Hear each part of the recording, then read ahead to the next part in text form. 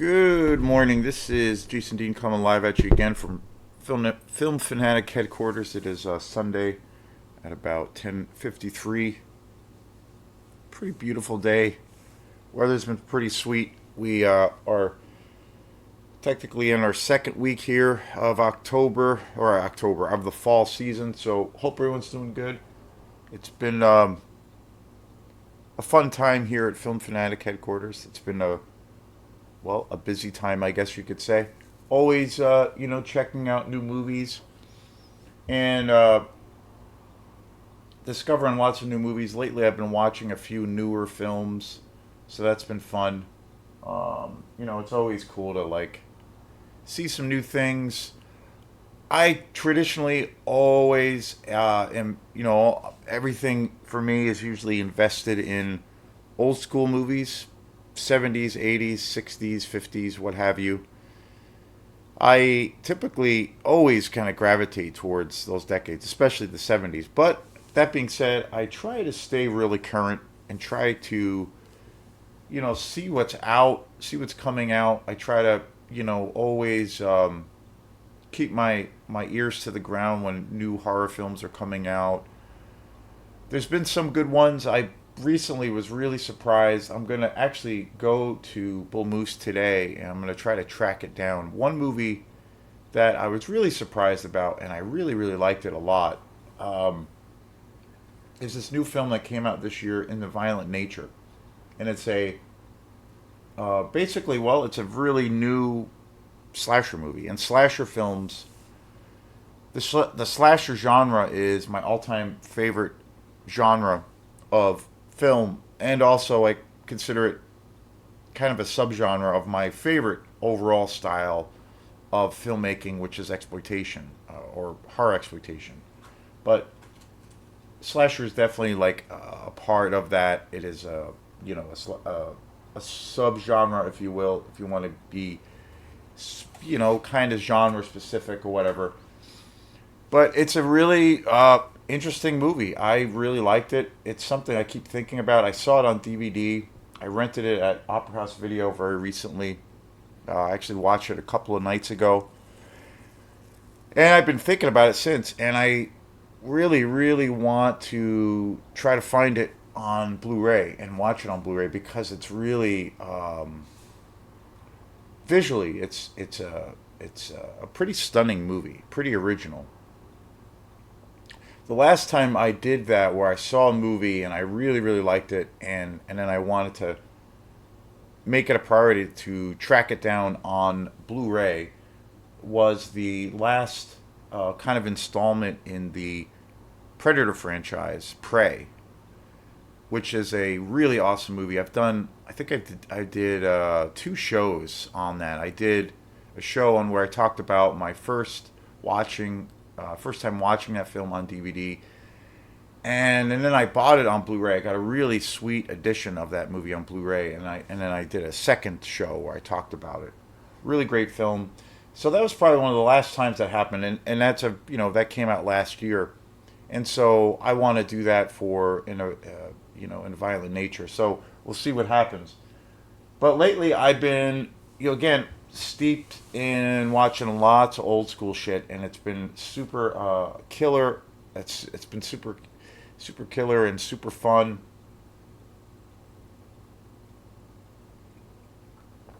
Been seeing a lot of films I've never seen before. So today's show is on this movie that a buddy of mine got for me. My friend Mike Vickers bought me. I got them on Thursday, and I've been watching. I got one more to go, and I've been watching them, and I've just been blown away by them.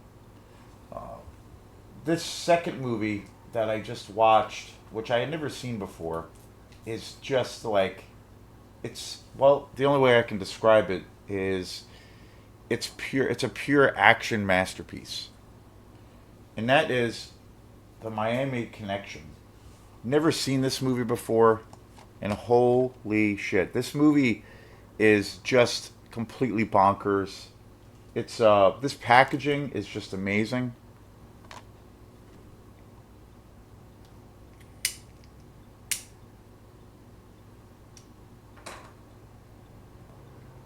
pure '80s trash.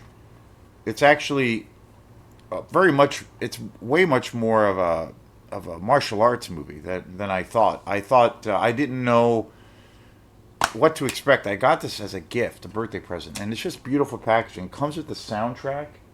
Um, it's so unbelievable. This came out in 1987. It was directed by Y.K. Kim, and Pen Woo-sung, who were actual. They were actual or are actual martial arts instructors, and they directed this film. This came out in 1987. It's just gonzo crazy. I've never seen this movie. There's so much action crammed into this movie, and there's a lot of special features on here too, which I started watching, that are just tremendous. There's a really great kind of introduction to the film from the directors, YK Kim and Park Wo Sang, where they talk about, if you love '80s music and you love just raw action, this is the movie for you. And there's there couldn't be a better description or introduction to this film.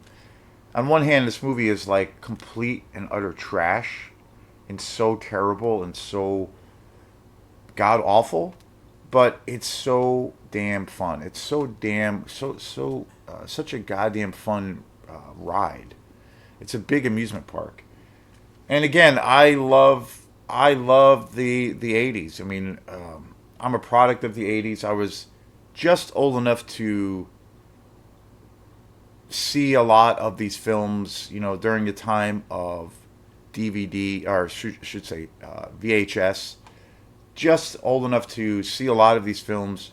I was like 9 or 10 years old. Just old enough to kind of remember a lot of these films. Again, that's one of the biggest, some of my, as far as the journey of, starting this channel and becoming an even bigger collector of film. That's for me one of the, obviously it's a nostalgic thing, but uh, that's one of my favorite parts, kind of this journey, is reliving a lot of films that I saw when I was a kid, a very little kid, going to the rental VHS store, going to the local video store to rent movies as a kid, and just seeing all the amazing kind of artwork for the covers of a lot of these films. It's such a it's such a great ride, and I'm always blown away. This I had never seen. This was a first time viewing, but I remember, one of the things that I love about revisiting a lot of these films, especially during that decade, and watching them now, is like it's crazy. I kind of enjoy them more now. They have even more of a deeper kind of entertainment. They're at a yeah. It gives me I get more entertainment now out of these films than I ever did. It's to me, it's just pure like cinema escapism. It's a pure like purely kind of immersive, forget about the mundane kind of experience. But this movie is, again, this is a movie I never saw before. I've heard of it, but this is just pure gold. You know, the story is so wild and crazy. There are these two rival gangs. There is lots. There's so much action. There's a lot of great gunfights. There's all kinds of really bad but just amazing hand to hand kind of martial arts sequences. It's so unbelievable. There are ninjas in this film which I was not aware of, which I am a huge fan of. Um,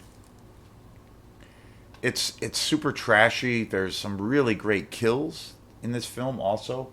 The music is just incredible.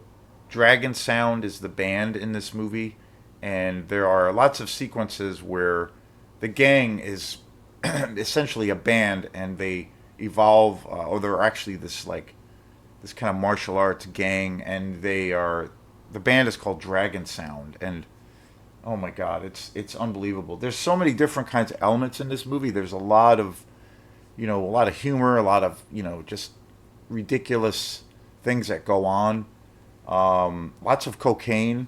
Uh, it's just so damn good. And the other thing that's really amazing about this package, and again, this is a really beautiful package and a beautiful set. I mean, the artwork, the color, the remastering of this film on Blu-ray, just amazing. But the one of the biggest bonuses of this movie is it comes with the full soundtrack, which I'm going to listen to later on, and I'm very excited because the music is just it's just awesome. I've been into this band. Probably my favorite new discovery. There's a band I got into. I was aware of them. I got turned on to them a couple of years ago, and then I recently just bought one of their albums, and I've been listening to their music a lot. And they're pretty much my favorite band right now, really, and they're pretty much my favorite kind of discovery. And that is this band called Gunship, which is a total '80s kind of synth wave, dark wave electronic group that is all about this aesthetic, and it doesn't get any better. So I love this decade so much. It's probably my favorite decade for films. Like I've said probably a billion times, is the '70s. But '70s, you give me a movie from early '70s till about '88 or so, and maybe a little bit before, and I'm happier than a pig in shit. That's my favorite period, especially the late '70s, early '80s. If you want to get specific, that's where I feel like there was so much gold coming out. So, and I like older films that came out afterwards. I don't really buy too many. I mean, I've been getting really into a lot of the shot on video movies, and those came out. A lot of those movies came out around this time, but then also in the '90s, and I have been buying those. And again, I do buy newer films, but for the most part, I stick with those specific decades. I'm kind of particular around that as far as buying movies, and kind of what I'm looking for as far as a collector, because I'm not, when I say I'm a collector, I definitely buy movies all the time, and it's kind of my passion and my obsession. But I try to, or I do, I watch everything I buy. I don't. I see a lot of that's one thing that sometimes irks me with people on who have YouTube channels, is they do lots of cool coverage of different films, but a lot of the times they buy tons of movies, and it doesn't seem like they ever watch them. And there's a lot of times where they'll do a big kind of movie haul thing of all these movies that they have bought or whatever. And a lot of times I notice is they just buy these movies to just kind of buy them, and they don't ever really watch them. For me, I am totally opposite. Like everything I buy, I watch, and a lot of the times if I'm into a movie, I'll watch numerous times. It's kind of like the same thing if like you buy an album and you really dig the album, you're not gonna probably play it once and just like discard it. You're gonna live with it and invest a lot of time and energy into it. That's how I have the same habits around film. So I definitely invest a lot of time and money and also a lot of love into a lot of films. So this is great. This is a new discovery. Thanks to my friend Mike. Super cool. I love this movie. I watched it last night. Finished it last night. Tremendous, tremendous movie. High art trash. It's the only way I can describe it. And yeah, it's just great. I just love seeing these new films And it's just amazing that, little trashy movies like this that were like, seemingly shot for like $80 are getting this kind of fucking treatment on Blu-ray and 4K, like pristine.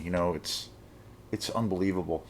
One of the other things too, I recently watched a movie and did a show on a newer film that I just I think I just uploaded, or it's being set to. I set it as a premiere, and I can't. The name of that film escapes me, but it's one of the newer films I just got. Avenging Force, starring Michael Dudikoff, which is an amazing piece of trash. Kimo Lober put that film out, which is to me just blows my fucking mind because I believe Kimo Lober was a, and still kind of is. They kind of just for years, kind of similar to Criterion, where they just kind of more or less released really great quality, versions of lots of European films, lots of art house films, if you will, independent films, more in the art kind of world. And the same thing with Criterion. And Criterion quite hasn't gone there, but they've definitely expanded uh, their selection. But Kimo Lober now puts out, just total trash, and I'm just like, wow, like what a an amazing time to be alive when you can see that. So, but yeah, Miami Connection, 1986. This movie fucking rocks, and this movie fucking rules. Can't recommend it enough. This is like one of the quintessential party movies. If you want to just rock out and have a good time and have some beers with your friends or by yourself, this is the movie for you. So thanks again, and we will see you next time. Peace.